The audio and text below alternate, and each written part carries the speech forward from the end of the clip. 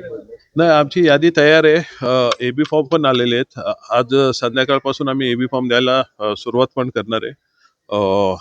जवळजवळ सर्वच जागांवर आमचं वाटाघाटी किंवा बोलणी जी होती ती संपलेली आहे. त्यामुळे उद्यापासून फॉर्म भरून 2 दिवसात आमचे भरून होतील.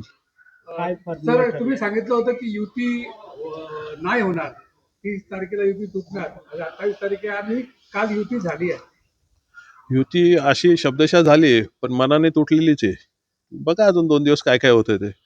आमच्याकडे भरपूर आमच्यातले जे पैसे घेऊन गेलेले अशा लोकांचे फोन येतात, आता आम्हाला परत घ्या. आम्ही त्यांना दरवाजे कायमचे बंद केलेले आहेत.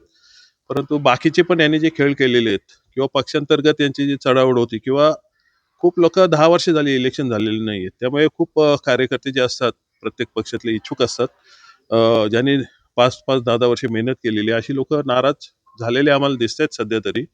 आणि युती अशी यांची झाली असेल दिसते वरवर, परंतु ती तसं नाहीये. ज्यांनी सांगतात की मराठी व्यापाऱ्यांना मारायला झाली तर जसं तसं उत्तर देऊ. कोणी कोणाला कोण व्यापाऱ्यांना कोणी मारायला जातोय का? मुनी लोकांनी त्यांचं काम करावं. राजकीय पक्षांच्या सुपाऱ्या घेऊ नयेत. अनेक जैन लोक आमचे मित्र आहेत, व्यापारी आहेत, कोणी सांगावं इथे कोणाला काय त्रास होतोय का? मला वाटतं या राजकारणात अशा लोकांनी साधू संत पवित्र काम करत असतात, त्यांनी पडायला नाही पाहिजे.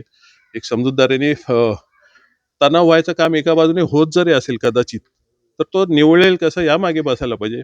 उगीच निवडणुकीच्या तोंडावर असं एखाद्या पक्षाला फायदा होईल आणि अशा गोष्टी करून त्यांनी त्यांची प्रतिमा डागळून घ्यायला नको असं मला वाटतं.